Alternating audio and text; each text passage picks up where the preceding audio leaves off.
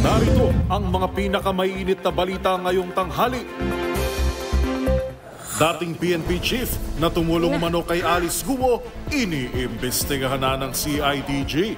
Huling pagdinig ng Senado sa kaugnayan ni Alice Guo sa Pogo, itinakda sa September 24. 80 anyos na lolo, patay. Mrs. sugatan naman sa sunog sa Imus, Cavite, sa MBC TV correspondents. 29 anyos na babae, sugatan matapos maaksidente sa motorsiklo dahil sa tumawid na aso sa Pangasinan.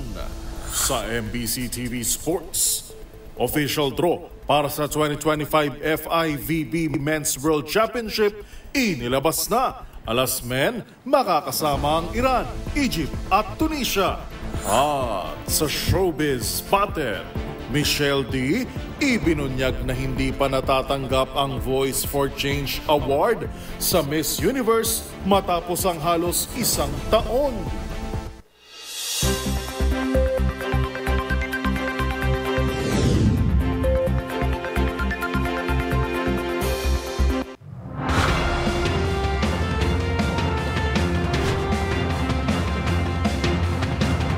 Bawat balita, makabuluhan.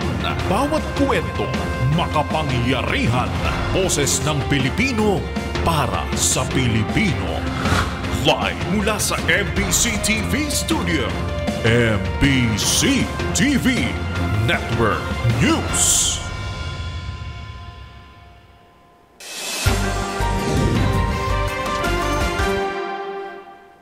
Pilipinas, una sa ating mga balita. Patay ang isang 80 anyos na lolo habang sugatan naman ang misis nito matapos sumiklab ang sunog sa mismong bahay na mag-asawa sa Imus, Cavite. Sa inisyal na investigasyon, faulty electrical wires ang naging sanhi ng sunog. Ang pinakahuling detalye ihahatid sa atin live ni Giselle Ricafort. Go ahead, Giselle.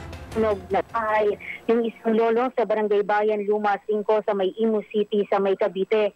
Dito sa may Imus City Police Station, natagpo ang patay yung 80 anyos na si alias Virgilio sa nasunog niyang bahay 11:50 PM kahapon.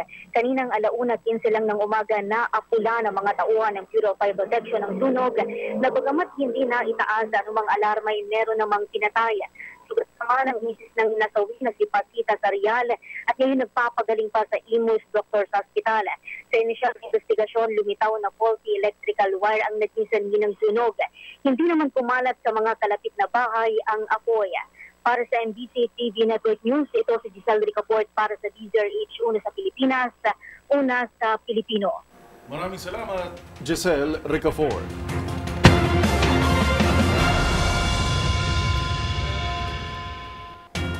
Samantala, iniimbestigahan na rin ngayon ng Philippine National Police Criminal Investigation and Detection Group o CIDG ang dating PNP chief na tumulong umano at konektado kay dismissed Bambantarlac Mayor Alice Guo. Narito ang buong detalye sa ulat ni Kyle Bulyas. Makikipag-ugnayan na ang Philippine National Police Criminal Investigation and Detection Group kay retired General at ngayon Security Monitoring Cluster Head ng PAGCOR na si Raul Villanueva. Kaugnay ito ng kanyang binanggit sa pagdinig ng Senate Committee on Women kahapon na mayroong bali-balita na may isa umanong dating hepe ng pambansang pulisya ang tumulong para makatakas si Alice Guo sa Pilipinas. Sa panayam ng DZRH, sinabi ni CIDG Chief Police Major General Leo Francisco na may direktiba na si PNP Chief General Romel Marbil na magkaroon na ng koordinasyon kay Villanueva para beripikahin ang naturang impormasyon. So kailangan maging specific tayo dito dahil ito ay pinakikinggan ng taong bayan at yung imahe na naman ng Philippine National Police ay nakataya dito. Kaya kami dito sa CIDG ay inatasan ng ating Chief PNP na tingnan itong mabuti at siyasatin ng maayos para maipakita sa ating mga tao na hindi tayo nagkakanlong ng ganito kahit na former kasama natin dito sa Philippine National Police. Sa ngayon, patuloy din ang pakikipag-usap ng CIDG kay Guo pero dito anya nagtatagal dahil sa napakabisi na schedule ng dating alkalde. Sabi ni Francisco, kabi-kabila kasi ang mga pagdinig na dinadalohan ni Guo, kaya may mga pagkakataong hindi na siya nakakausap ng CIDG. Tiniyak naman ni Francisco na sasailalim sa masusing balidasyon ang pahayag ni Villanueva para alamin kung may katotohanan ba ito at may kaukol ang mga ebidensya. Para sa MBC TV Network News, ito si Kyle Bulyas, una sa Pilipinas, una sa Pilipino.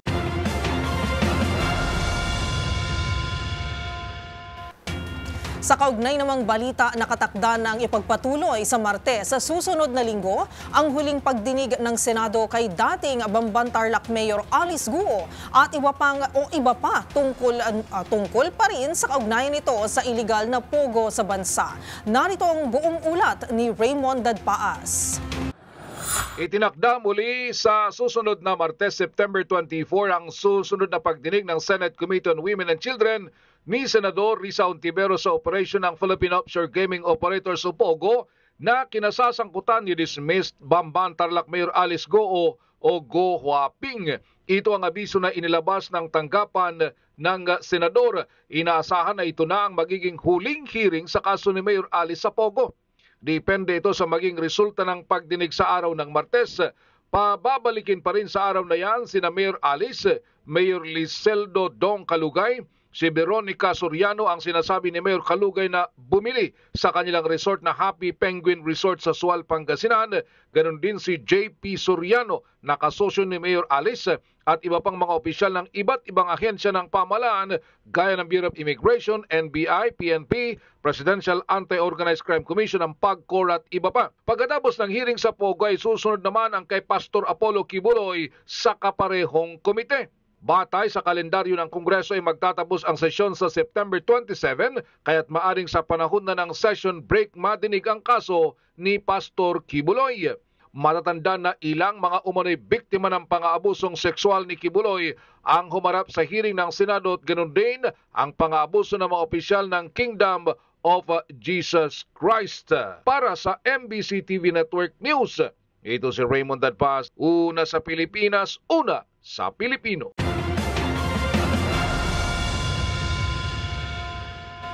Samantala, mahaharap naman sa parusa ang mga Army Reservist na kabilang sa natukoy na pangalan ng otoridad kung mapapatunayang may kinalaman sila sa Angels of Death ng religious leader na si Apollo Kibuloy. Ito ang tiniyak ng Philippine Army matapos ring malaman na mayroong kabuuan na 540 Army Reservist ang Kingdom of Jesus Christ ni Kibuloy. Narito ang report ni Edniel Parosa. Tiniyak ng Philippine Army na mapapatawan ng disciplinary action at kaukulang administratibong sanksyon ang mga reservist na mapututunayang may kinalaman sa private army ni Pastor Apollo Kibuloy. Ayon kay Colonel Louis de Maala, tagapagsalita ng hukbong katihan, wala pa silang impormasyon hinggil sa komposisyon ng umano'y Angels of Death ng Kingdom of Jesus Christ. Pero kinumpirma ni de Maala na may 540 Army Reservists ang KOJC na bahagi ng 2nd Signal Battalion. Sa nasabing bilang, 150 hanggang 200 reservists ang nakabase sa Davao City.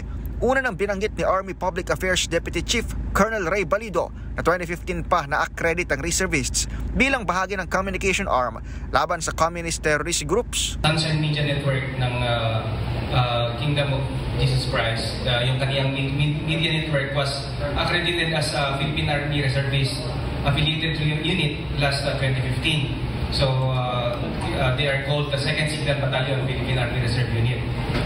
Affiliated reserve unit. So, tinap natin sila because of their expertise in the communications na nagagamit natin. But as to their involvement, we will closely coordinate with our law enforcement agencies counterparts. Sagot ito ng opisyal sa sinabi ni Davao Police Chief Police Brigadier General Nick Torres sa DZRH na may mga dating reservists sa Angels of Death na panakot ni Kibuloy sa mga magsisiwalat sa umano'y pang-abuso sa sekta. Para sa MBC TV Network News, ito si Edniel Parosa, una sa Pilipinas, una sa Pilipino.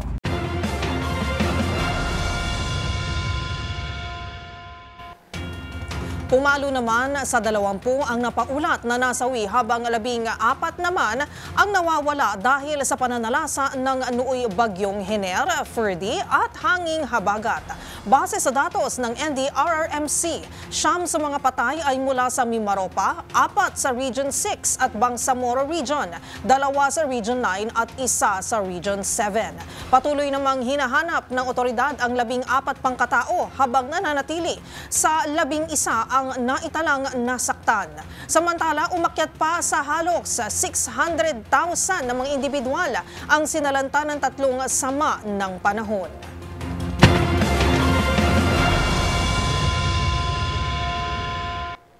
Samantala sa iba pang mga balita, hindi ni-renew at sinibak na sa pwesto ni Pangulong Bongbong Marcos ang termino ng pinuno ng Presidential Task Force on Media Security o PTFOMS na si Undersecretary Paul Gutierrez.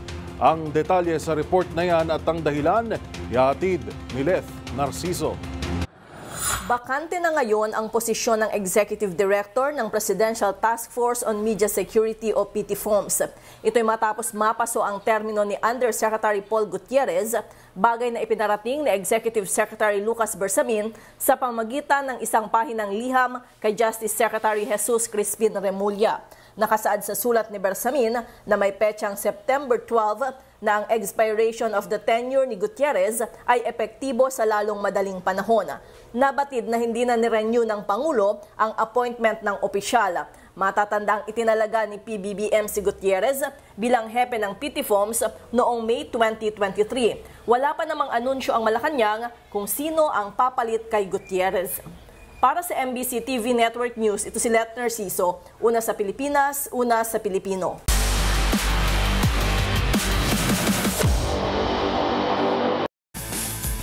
Sa mundo ng volleyball, inilabas na ang opisyal na resulta ng draw para sa gaganaping 2025 FIVB Men's World Championship, kung saan sa kauna-unahang pagkakataon ay magiging host country ang Pilipinas. Kung anong mga bansa ang makakatapat ng Alas Pilipinas Men sa unang round ng tournament, tutukan sa report na ito. Malalakas na team ang dapat paghandaan ng Alas Pilipinas Men sa unang round pa lang ng 2025 FIVB Men's Volleyball World Championship. Sa resulta ng ginanap na drawing of lots, makakasama ng nationals ang world number 15 na Iran, number 20 na Egypt at number 24 na Tunisia sa Pool A. Otomatikong kasama sa pool ang Pilipinas bilang host country ng World Championship. Powerhouse team sa Asia kung maituturing ng Iran, matapos 3 beses na maiuwi ang titulo sa Asian Games. Habang ang men's volleyball team naman ng Tunisia ay 11-time African Championship winner. Magugunitang sumabak naman sa Paris Olympics ang Egypt at kilala rin bilang 9-time Continental Champions. Samantala, narito ang buong resulta ng ginanap na drawing of lots. Tanging ang top 2 squad lang sa bawat pool ang makakaabante sa knockout stage. Ang World Championship ay gaganapin sa September 12 hanggang 28 sa susunod na taon.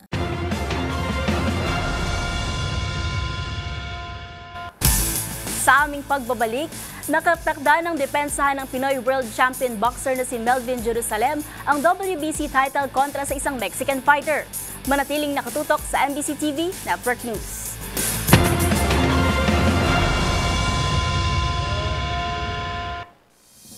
Narito pa ang mga balitang dapat niyong abangan. Mga binasbasang kasal ni dating Mayor Alice Go, posibleng mapawalang bisa.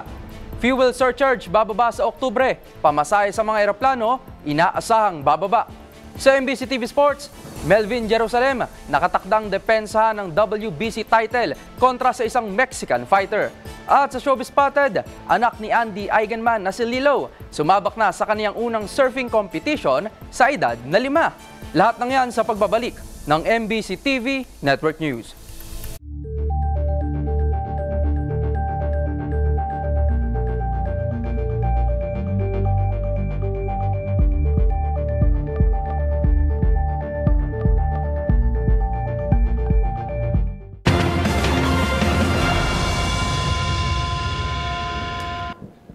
Sa pagpapatuloy ng ating balitaan, posibleng mapawalang bisa ang mga nabasbasang kasal ni dating Bamban Tarlac Mayor Alice Guo. Ayon sa isang mambabatas, may tuturing na walang bisa o void ang isang kasal ng mag-asawa kung hindi otorisado ang tao na nagkasal dito. Narito ang buong detalye sa ulat ni Milky Regunan. Inaaral na ng Philippine Statistics Authority ang pagtukoy kung mayroon bang mga na-solemnize na kasal si Alice Guo nang siya pang alkalde ng Bamban, Tarlac. Naitanong ito sa pagsalang sa plenaryo ng panukalang budget ng PSA para sa 2025. Sa interpellation ni 4Ps Party List Representative JC Abalos, tanong nito kay Marikina City Representative Stella Kimbo, sponsor ng PSA budget, kung may epekto ba sa validity ng kasal na officiated ni Guo ngayon hindi pala siya Filipino. Paliwanag ni Abalos, batay sa batas, may tuturing na void o walang bisa ang kasal kung wala namang otoridad ang nagkasal. Sagot ni Kimbo, sa pamagitan ng PSA National Statistician Dennis Mapa, batay sa kanilang legal team, hindi naman agad mapapawalang bisa ang naturang kasal kung ito naman ay in good faith. Lalo at ngayon pa lamang naman lumabas na hindi Filipino si Guo. Narito si Marikina City Representative Stella Kimbo. So one step at a time, sabi ng ating Philippine Statistics Authority. Sa ngayon po ay they are in the process of canceling ito pong birth certificate ni Alice Guo. As soon as that is approved by the court, ay babalikan po lahat po ng marriages solemnized by Alice Guo. Nasa records naman po lahat yon. Okay po. Sa ngayon, sinabi ni Kimbo, inaalam ng PSA kung may mga ikinasal ba si Guo nung siya pang alkalde at ilan ang mga ikinasal nito. Dagdag pa ni Kimbo, sa ngayon, ang prioridad ng PSA ay ang pagkansela ng birth certificate ni Guo matapos mapatunayan na hindi siya Filipino at peke ang mga impormasyon o datos na inilagay sa kanyang birth certificate. Para sa MBC TV Network News, ako si Milk Rigunan, una sa Pilipinas, una sa Pilipino.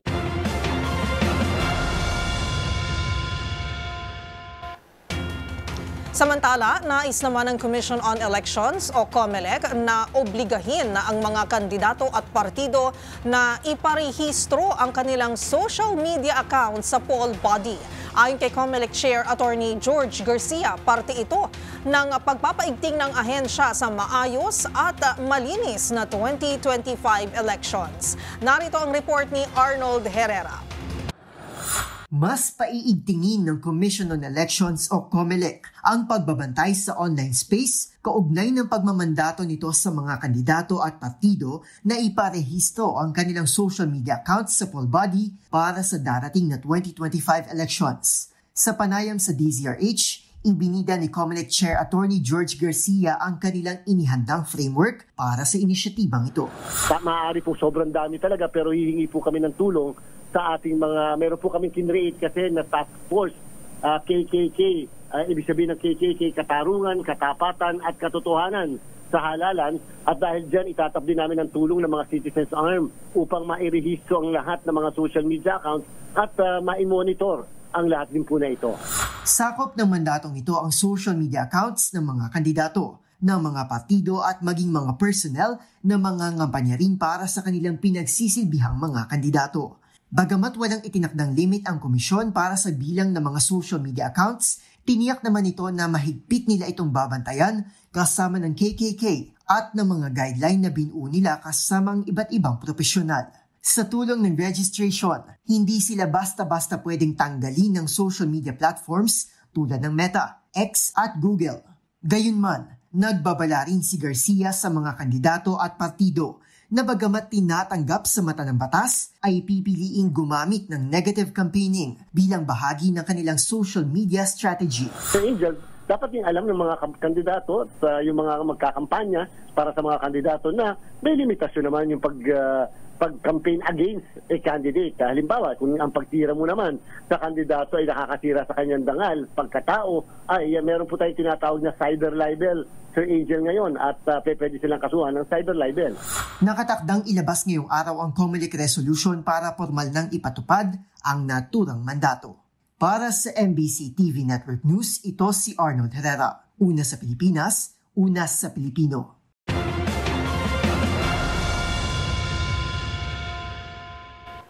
Aabot naman sa 50% ng mga baboy na unang binakunahan kontra African Swine Fever ang nakapag-develop na ng antibodies pangontra sa sakit. Sa panayam ng DZRH, sinabi ni Agriculture Assistant Secretary Dante Palabrica na bagamat may 6 na namatay, ay masaya pa rin sila sa naging unang resulta ng pagbabakuna. Ang nasabing resulta ay batay sa kinuhang samples mula sa mga binakunahang baboy matapos ang 14 na araw. Giit naman ni Assistant Secretary Palabrica, hindi maaaring basta na lamang ipamahagi ang bakuna kontra ASF dahil kailangan itong gamitin base sa itinakda ng Food and Drugs Administration. Happy na dahil ito ang experience ko nung ako'y nasa private na sa loob ng 14 days meron na ipakikita at antayin natin hanggang 30 days para 90% ay mag-positive na siya ng antibodies.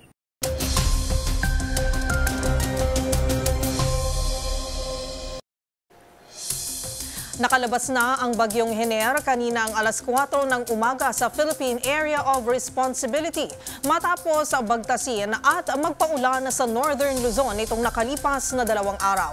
Habang formal nang nakapasok kagabi ang bagyong Helen o mas kilala sa international name nito na Pulasan. Kasalukuyan nitong binabagtas ang northern portion ng Philippine Sea sa direksyong northwestward sa bilis na 25 kilometers per hour. Huling namataan ang mata ng bagyo sa layong 1,060 kilometers east-northeast of extreme northern Luzon. Taglay ang lakas na 85 kilometers per hour. Bagamat wala nang nakataas na tropical cyclone wind signal, parehong pinalalakas ng dalawang bagyo ang hanging habagat na siyang magdadala pa rin ng mga pag-ulan at malalakas na hampas ng hangin sa ilang coastal areas ng bansa ngayong araw hanggang bukas. Kabilang riyan ang Central Luzon, Calabarzon, Mimaropa, Bicol Region na halos buong Visayas, gayon din ang Zamboanga Peninsula at Caraga. Sa datos ng Pag-asa, tulad ng bagyong Ferdy, hindi ito magtatagal ng 24 oras sa loob ng Philippine Area of Responsibility. Hindi ito magla-landfall sa anumang bahagi ng Pilipinas at agad ding lalabas sa northeastern boundary ng PAR mamayang hapon o gabi.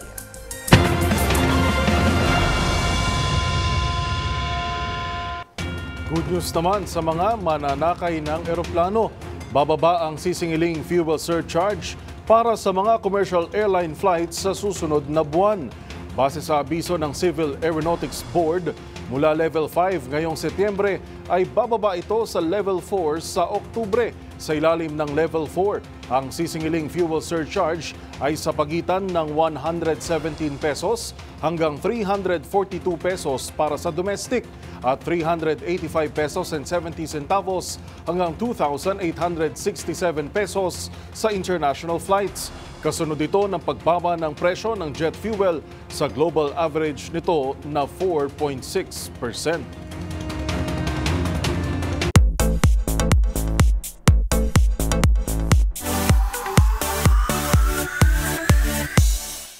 Sa edad na 5, sumusunod na rin sa yapak ng professional surfer na si Pilmar Alipayo ang kanilang anak ni Andy Eigenman na si Lilo. Si little girl kasi sumabak na sa kanyang kauna-unahang surfing competition sa Siargao.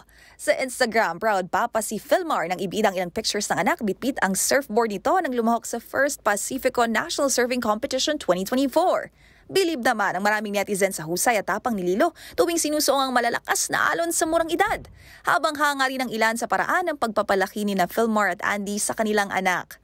Magunita na 10 months old pa lamang si Lilo nang isama na ito ng kanyang ama sa pagsusurf at mula noon na hilig na talaga si Lilo sa naturang sport. Siyempre hindi rin papahuli ang kanyang mommy Andy na magunitang kinaliwan din ang ibalik ang kanyang iconic Agua Bendita look nang sumabak sa isang surfing competition kamakailan. Maliban kay Lilo, may isa pang anak si Andy at Pilmar. Yan ay si Koa na marunong na ring mag-surf at the age of 3.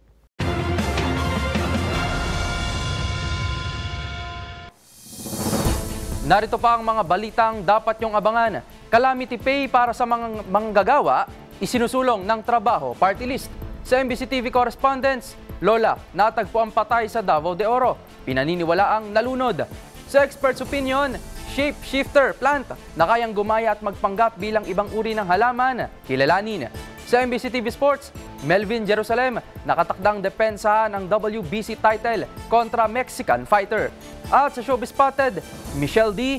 ibinunyag na hindi pa nito natatanggap ang Voice for Change Award sa Miss Universe matapos ang halos isang taon. Lahat ng yan sa pagbabalik ng MBC TV Network News.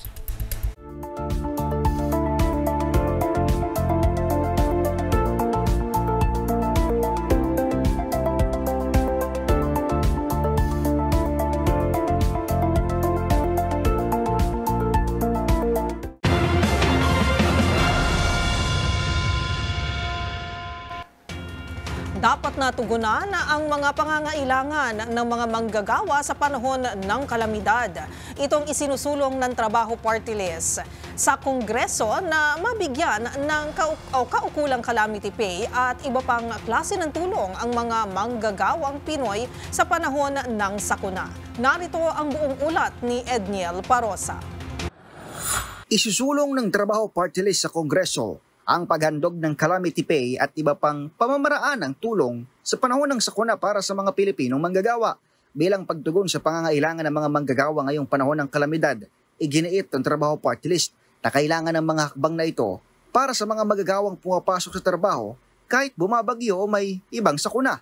Ayon kay Attorney Filemon Ray Elavier, tagapagsalita ng grupo, napapanahon ng ihamdog ang tulong na ito matapos makita ng bansa ang epekto ng patuloy na matinding pag-ulan at pagbaha sa iba't ibang bahagi ng Metro Manila at mga karatig probinsya. Ito ay matapos maramdaman ng bansa ang hagupit na bagyong Emteng kasabay pa ng pag-ulamdar ng hanging habagat kahit pa bumabangon pa lamang ang iba sa epekto ng bagyong Karina noong nakaraang buwan. Dapat din umanong paalalahanan ng Department of Labor and Employment ang mga employers na alagaan ang seguridad at kapakanan ng mga manggagawa ngayong nararamdaman ang epekto ng nasabing mga bagyo. Ayon sa Labor Advisory No. 17 Series of 2022, ang mga manggagawang nagtatrabaho ng hindi bababa sa 6 na oras bago masuspindi ang trabaho ay dapat makatanggap ng buong sahod sa naturang araw. Paalala ng Trabaho Party List, kung bababa naman sa 6 na oras ng trabaho, ang empleyado ay makatatanggap ng proportionate wage na nakabatay kung ilang oras siya nagtrabaho. Ngunit kung hindi man makapasok sa hanap buhay ang manggagawa, maaaring di siya makatanggap ng sahod sa naturang araw, pero di ito pwedeng maging rason upang sila ay maparusahan ng administratibong kaso sa kanyang kumpanya. Para sa MBC TV and Network News, ito si Edniel Parosa. Una sa Pilipinas, una sa Pilipino.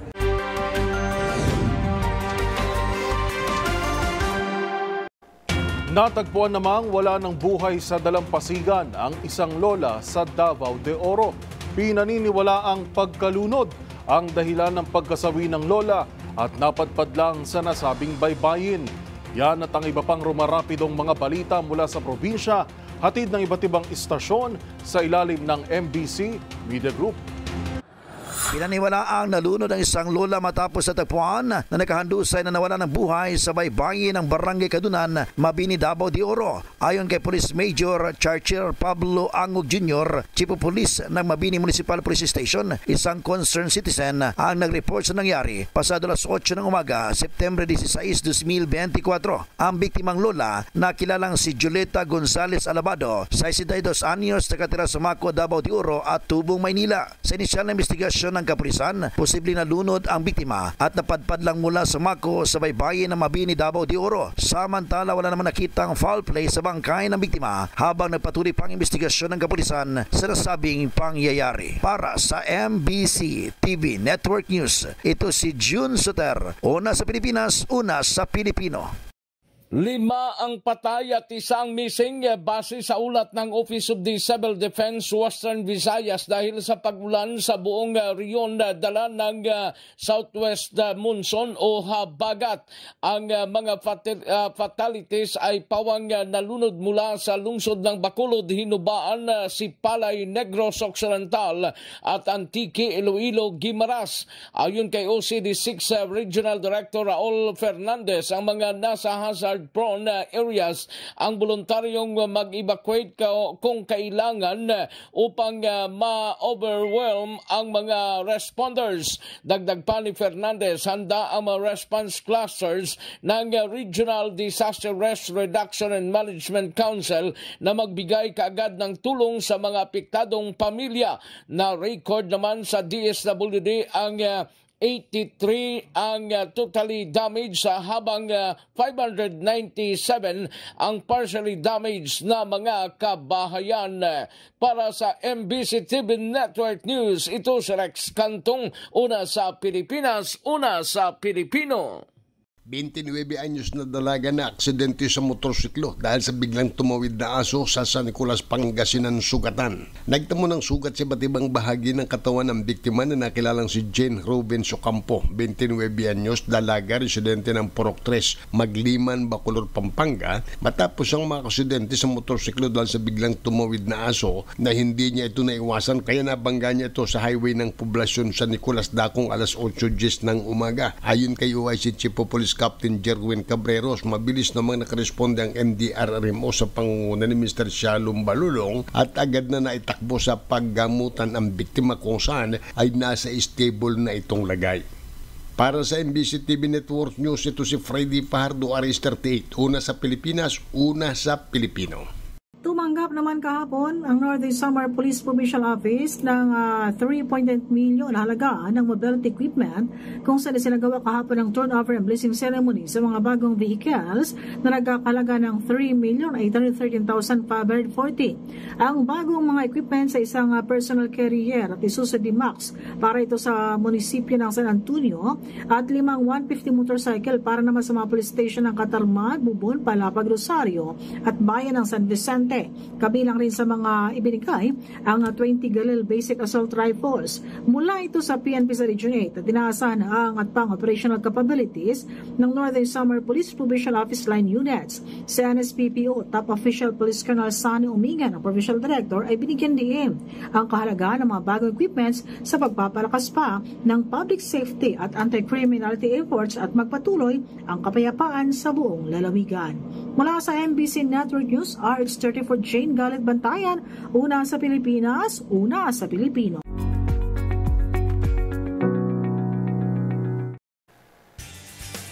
Fake it until you make it. Tila ito ang peg ng isang halaman mula sa South America na kamakailan lang ay gumawa ng ingay sa mundo ng biology. Ang tinaguriang shape-shifter plant kasi na ito, kaya umanong gayahin ang wangis o itsura ng mga halaman sa paligid nito. Kung paano ito nangyayari, alamin sa Expert's Opinion Report na ito. Marami na tayong narinig na iba't ibang wonders na kayang gawin ng mga halaman, mula sa pagiging natural anti-stressors hanggang sa pagiging healing agents. Pero ang hindi alam ng marami, may ilan din pala sa mga ito ang may kakayahan na mag-shapeshift.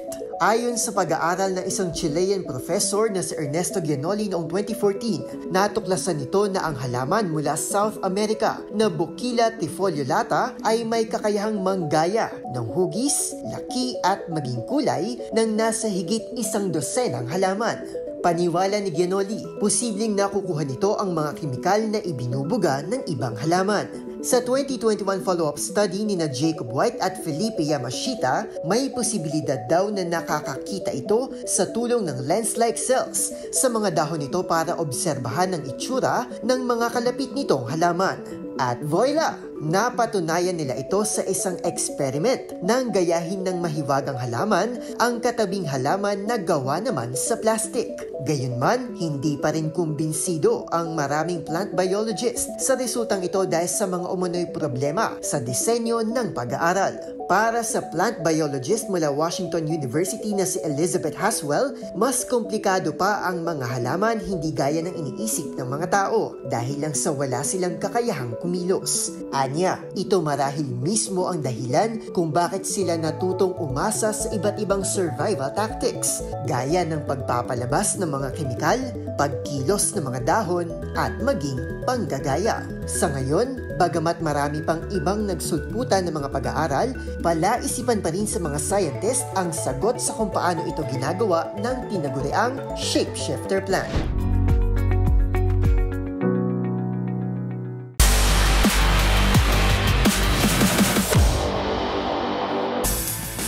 Sa mundo ng boxing, handa na ang Filipino boxer at world champion na si Melvin Jerusalem na depensahan ng kanyang WBC title laban sa isang Mexican challenger. Bagamat kumpiyansa ang kalaban nito, nananatiling malaki ang tiwala ng Jerusalem at kanyang team na maipapanalo niya ang unang title defense. Ang mga detalye sa report na ito. Enjoy his days as world champion. Ito ang matapang na babala ng Mexican challenger na si Luis Angel Castillo kay defending champion Filipino boxer Melvin Jerusalem. Kasado na ang tapatan ng dalawa para sa WBC minimum weight title sa 12-round fight sa linggo, September 22. Bilang main event sa Manny Pacquiao Presents Blow by Blow na gaganapin sa Marikina City College Gym. Kumpiyansa ang undefeated Mexican fighter na maagaw ang titulo kay Jerusalem na tinugunan ng Filipino champ na sa laban na lang magkakaalaman.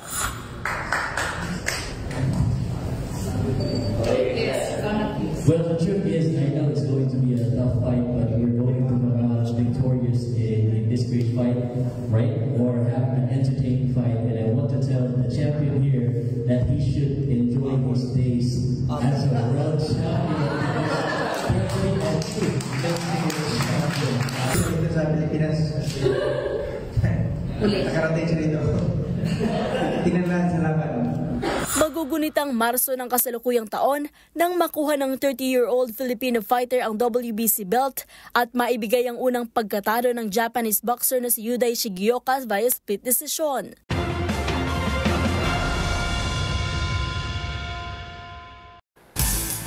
At yun ang mga latest updates sa mundo ng sports. Para sa MBC TV Network News, ito si Mili Borja, una sa Pilipinas, una sa Pilipino.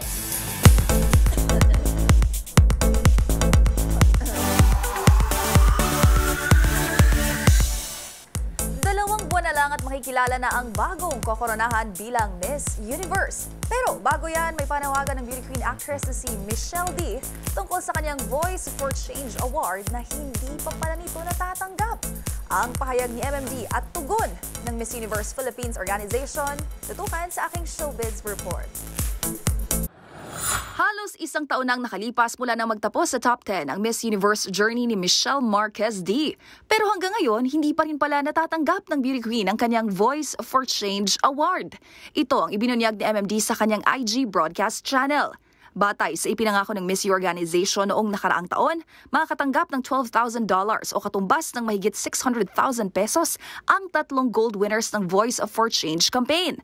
Bagay na mahalaga kay Michelle lalo na't sa itinuturing niya bilang lifelong mission o sa kanyang autism awareness advocacy mapupunta ang premyo. At tulad sa kahit anong kompetisyon, nabotohan ang labanan, di nga naman daw biro ang ginastos ng Pinoy pageant fans para mas sigurong magwagi siya rito. Kaya naman umaasaan niya itong matatanggap ang prize bago pa man magkaroon ng new set of winners sa gaganaping Coronation Night ng Miss Universe sa November 16 sa Mexico. Kasunod ng panawagan ni MMD, naglabas ng pahayag ang Miss Universe Philippines tungkol dito. Paglilinaw nito, sa kanilang panig nagkaroon ng aberya at hindi sa Miss U Organization. Naresolba na anya ng kanilang admin and accounting personnel ang bagay nito at ngayong linggo rin anya ay magtutungo na si MMD sa Autism Society of the Philippines para personal na ihandog ang napanalunan sa Voice for Change. Magunita na kamakailan lang masayang ibinahagi ng beauty queen actress ang panibagong chapter ng kanyang buhay matapos ang 7 taong pageant journey makaraang pumirma ng kontrata sa One Management, isang New York-based international modeling agency.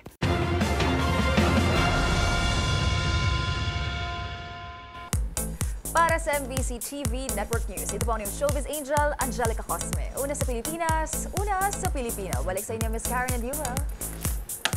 Maraming salamat, Showbiz Angel. At iyan ng mga nakalap naming balita ngayong araw ng Miyerkules. Bago lamang tayo tuluyang magtapos, mayroon na lang tayong partner. 78 araw na lang, Pasko na. Ito po, si Yuel Reyes. Ang bilis talaga ng panahon, ano? At syempre, ito naman po, ako naman po si Karen Oyong. Magkita-kita tayong muli bukas, araw ng Huwebes, para sa mga balitang makabuluhan, mga kwentong makapangyarihan. Hatid ang boses ng Pilipino para sa Pilipino. Ito ang MBC TV Network News. Una sa Pilipinas, una sa Pilipino.